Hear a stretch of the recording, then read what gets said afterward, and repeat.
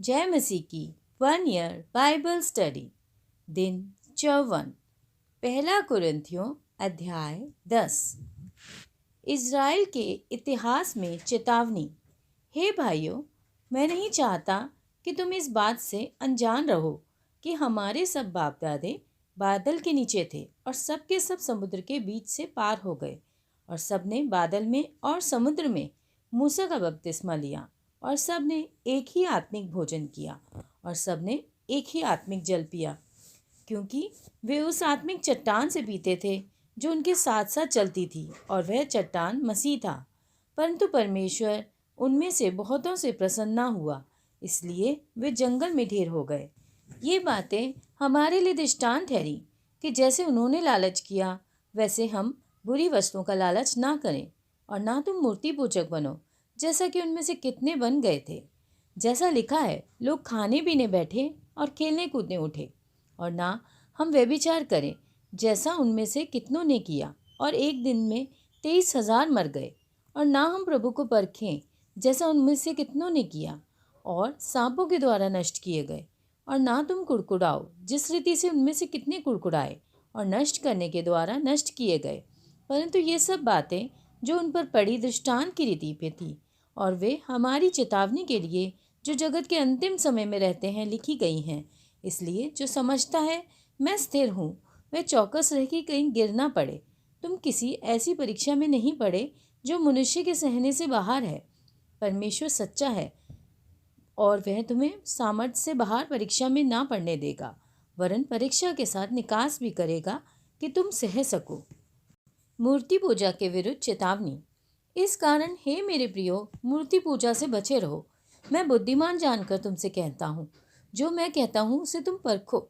वह धन्यवाद का कटोरा जिस पर हम धन्यवाद करते हैं, क्या मसीह के लहू की सहभागिता नहीं? वह रोटी जिसे हम तोड़ते हैं, क्या वह मसीह की देह की सहभागिता नहीं? इसलिए कि एक ही रोटी है, तो हम भी जो बहुत हैं एक देह हैं, क्योंकि हम सब उसी एक रोटी में भागी होते हैं। जो शरीर के भाव से इजरायली हैं, उनको देखो, क्या बलिदानों के खाने वाले वेदी के सहभागी नहीं? फिर मैं क्या कहता हूँ? क्या यह कि मूर्ति पर चढ़ाया गया बलिदान कुछ है या मूर्ति कुछ है? नहीं, वरन यह कि अन्य जाति जो बलिदान करते हैं, वे परमेश्वर के लिए नहीं परंतु दुष्टात्माओं के लिए बलिदान करते हैं। और मैं नहीं चाहता कि तुम दुष्टात्मा के सहभागी हो। तुम प्रभु के कटोरे और दुष्टात्माओं के कटोरे दोनों में से नहीं पी सकते। तुम प्रभु की मेज और दुष्टात्माओं की मेज दोनों के साझी नहीं हो सकते। क्या हम प्रभु को क्रोध दिलाते हैं? क्या हम उससे शक्तिमान हैं?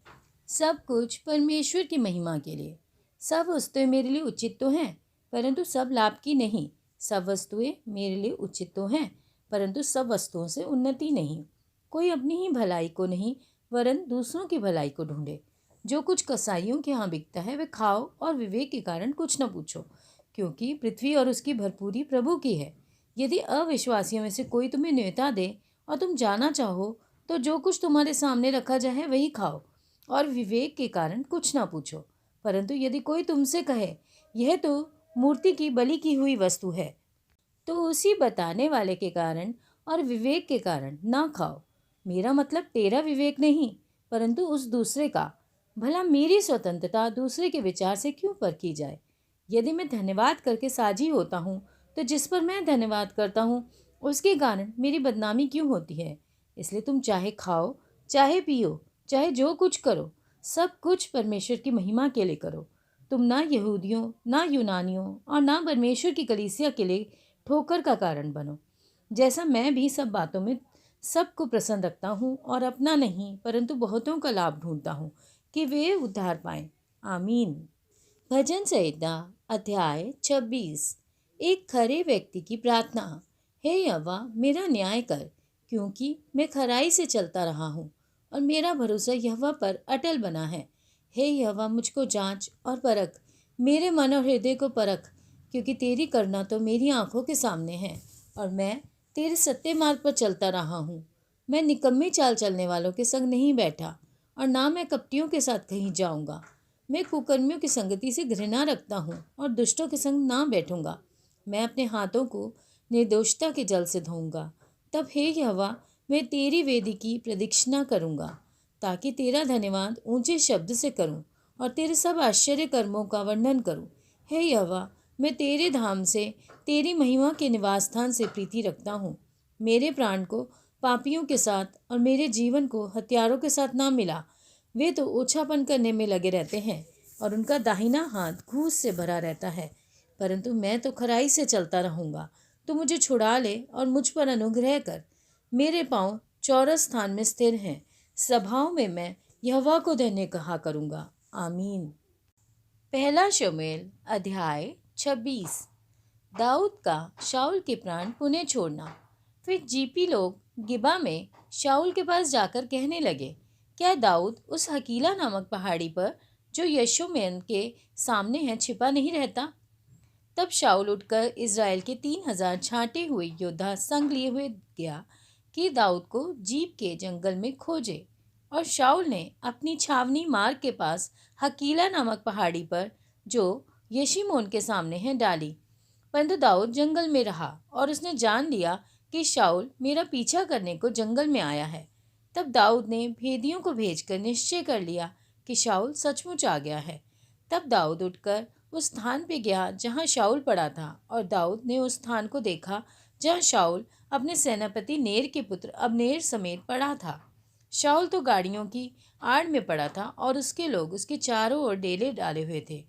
तब दाऊद ने हित्ती अहीमेलेक और सरूया के पुत्र योआब के भाई अबीशै से कहा, मेरे साथ उस छावनी में शाऊल के पास कौन चलेगा? अबीशै ने कहा, तेरे साथ मैं चलूँगा। अतः दाऊद और अबीशै रातों रात उन लोगों के पास गए, और क्या देखते हैं कि शाऊल गाड़ियों की आड़ में पड़ा सो रहा है और उसका भाला उसके सिरहाने भूमि में गड़ा है, और अबनेर और योद्धा लोग उसके चारों ओर पड़े हुए हैं। तब अबीशै ने दाऊद से कहा, परमेश्वर ने आज तेरे शत्रु को तेरे हाथ में कर दिया है, इसलिए अब मैं उसको एक बार ऐसा मारूं कि भाला उसे भेदता हुआ भूमि में धंस जाए और मुझको उसे दूसरी बार मारना न पड़ेगा। दाऊद ने अबीशै से कहा, उसे नष्ट ना कर, क्योंकि यहोवा के अभिषिक्त पर हाथ चलाकर कौन निर्दोष ठहर सकता है। फिर दाऊद ने कहा, यहोवा के जीवन की शपथ, यहोवा ही उसको मारेगा, या वह अपनी मृत्यु से मरेगा, या वह लड़ाई में जाकर मर जाएगा। यहोवा ना करे कि मैं अपना हाथ यहोवा के अभिषिक्त पर उठाऊं। अब उसके सिरहाने से भाला और पानी की सुराही उठा ले और हम यहाँ से चले जाएं। तब दाऊद ने भाले और पानी की सुराही को शाऊल के सिरहाने से उठा लिया और वे चले गए। किसी ने इसे ना देखा और ना जाना और ना कोई जागा, क्योंकि वे सब इस कारण सोए हुए थे कि यहोवा की ओर से उनमें भारी नींद समा गई थी। तब दाऊद दूसरी ओर जाकर दूर के पहाड़ की चोटी पर खड़ा हुआ, और दोनों के बीच बड़ा अंतर था। और दाऊद ने उन लोगों को और नेर के पुत्र अबनेर को पुकार के कहा, हे अबनेर, क्या तू नहीं सुनता? अबनेर ने उत्तर देकर कहा, तू कौन है जो राजा को पुकारता है? दाऊद ने अबनेर से कहा, क्या तू पुरुष नहीं है? इज़राइल में तेरे तुल्य कौन है? तूने अपने स्वामी राजा की चौकसी क्यों नहीं की? एक जन तो मेरे स्वामी राजा को नष्ट करने घुसा था। जो काम तूने किया है वह अच्छा नहीं। यहोवा के जीवन की शपथ, तुम लोग मारे जाने के योग्य हो, क्योंकि तुमने अपने स्वामी यहोवा के अभिषिक्त की चौकसी नहीं की। अब देख, राजा का भाला और पानी की सुराही जो उसके सिरहाने थी, वे कहाँ हैं? तब शाऊल ने दाऊद का बोल पहचान कर कहा, हे मेरे बेटे दाऊद, क्या ये तेरा बोल है? दाऊद ने कहा, हाँ मेरे प्रभु राजा, मेरा ही बोल है। फिर उसने कहा, मेरा प्रभु अपने दास का पीछा क्यों करता है? मैंने क्या किया है और मुझसे कौन सी बुराई हुई है? अब मेरा प्रभु राजा अपने दास की बातें सुन ले। यदि यहोवा ने तुझे मेरे विरुद्ध उकसाया हो, तब तो वे ग्रहण करे, परंतु यदि आदमियों ने ऐसा किया हो तो वे यहोवा की ओर से शापित हों, क्योंकि उन्होंने अब मुझे निकाल दिया कि मैं यहोवा के निज भाग में ना रहूं, और उन्होंने कहा है, जा पराये देवताओं की उपासना कर। इसलिए अब मेरा लहू यहोवा की आंखों की ओट में भूमि पर ना बहने पाए। इज़राइल का राजा तो एक पिस्सू ढूंढने आया है, जैसा कि कोई पहाड़ों पर तीतर का अहेर करे। शाऊल ने कहा, मैंने पाप किया है। हे मेरे बेटे दाऊद, लौट आ। मेरा प्राण आज के दिन तेरी दृष्टि में अनमोल ठहरा, इस कारण मैं फिर तेरी कुछ हानि ना करूँगा। सुन, मैंने मूर्खता की और मुझसे बड़ी भूल हुई है। दाऊद ने उत्तर देके कहा, हे राजा, भाले को देख, कोई जवान इधर आकर इसे ले जाए। यहोवा एक एक को अपने धर्म और सच्चाई का फल देगा। देख, आज यहोवा ने तुझको मेरे हाथ में कर दिया था, परंतु मैंने यहोवा के अभिषिक्त पर अपना हाथ उठाना उचित ना समझा।